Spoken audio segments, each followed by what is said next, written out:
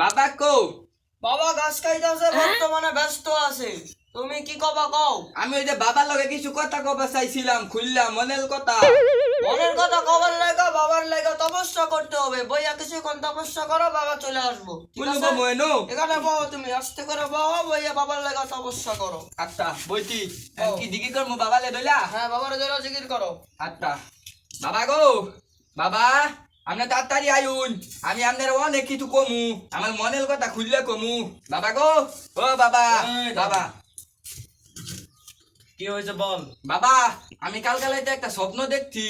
আমার স্বপ্ন মধ্যে না দেখছি আমার হাত আছে না, আমার হাত পায়খানার পাতলর ভিতরে, আর আমনের হাত কি সুন্দর ওই মধুর পাতলর ভিতরে। হ্যাঁ?